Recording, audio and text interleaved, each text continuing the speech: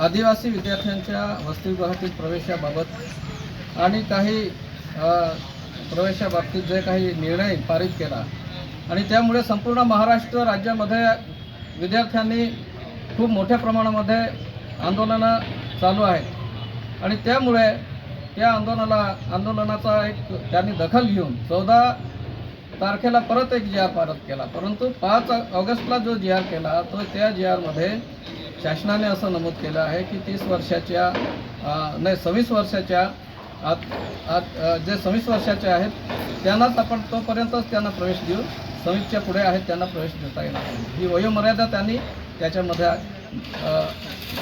अधोरेखित केलेली आहे आणि त्यानंतर 14 ऑगस्टला जो जी आर निघाला त्या जी आरमध्ये त्यांनी 30 वर्षाची वयोमर्यादा केली। परंतु विद्यार्थ्यांची मागणी अशी आहे की वसतिगृहामध्ये शिक्षण घेत असताना वयाची अट ही लागू करण्यात येऊ नये अशी मागणी प्रामुख्याने शासनाकडे विद्यार्थ्यांनी केलेली आहे, परंतु शासन त्याकडे दुर्लक्ष करीत आहे। या महाराष्ट्र राज्यामध्ये आदिवासींनी शिक्षण घेऊ नये आणि अजूनही गुलामगिरीकडेच जावं ही अशी भूमिका आज सरकार घेत आहे आणि हा जो निर्णय घेतला आहे तो घटनाबाह्य संविधानाला धरून नाही आणि त्यामुळे विद्यार्थ्यांवर आणि या घटनेचा अपमान केलेला आहे शासनाने।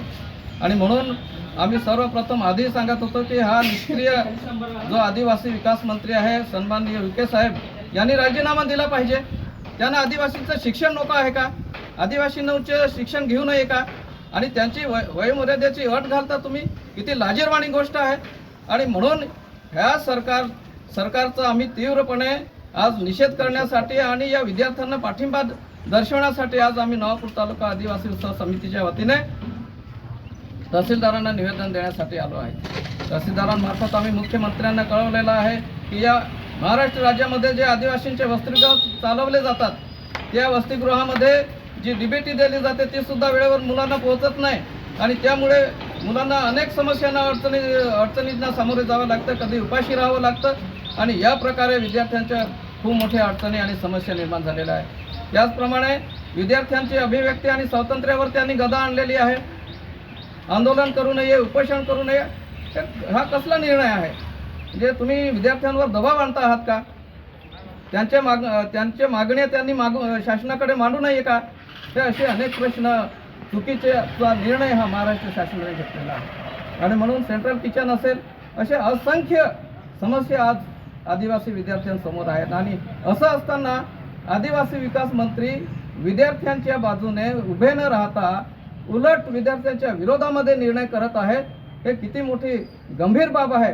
आणि म्हणून मुख्यमंत्री महोदयांना आम्ही या निवेदनाद्वारे सांगू इच्छितो की हा चुकीचा जो निर्णय घेतलेला आहे शासन निर्णय 5 ऑगस्ट आणि 14 ऑगस्टचा जो निर्णय आहे तो पूर्णपणे रद्द करावा आणि विद्यार्थ्यांना वयाची अट न घालता त्यांना वसतिगृहामध्ये प्रवेश दिला जावा अशी आमची मागणी आहे। या मागणीकडे शासनाने गांभीर्याने बघावं एवढीच आमची मागणी आहे।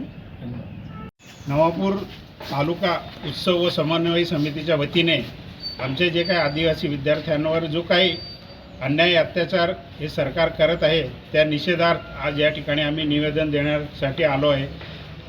5 ऑगस्ट 2026चा जो काही जी आर शासनाने काढला आहे तो शासनाने तो जी आर रद्द करावा आणि जे सेंट्रल किचन वगैरे आहे ते सगळं बंद करावं व आमच्या विद्यार्थ्यांवर जो काही अन्याय अत्याचार करत आहे तो शासनाने थांबवावा, अन्यथा यानंतर आम्ही या ठिकाणी तीव्र आंदोलन करू जेणेकरून आमच्या आदिवासी विद्यार्थ्यांचं हे सरकार नुकसान करत आहे ते नुकसान न करता आमच्या विद्यार्थ्यांनी पुढे जावं, चांगलं शिक्षण घ्यावं यासाठी आम्ही या ठिकाणी आज निवेदन देण्यासाठी आलो आहे समन्वय समितीच्या वतीने, उत्सव समितीच्या वतीने। तर शासनाने याची दखल घ्यावी व आमच्या विद्यार्थ्यांच्या ज्या पण मागण्या आहेत त्या पूर्ण मान्य कराव्या हीच या ठिकाणी आम्ही शासनाला विनंती करतो। जय आदिवासी, जय जोहर।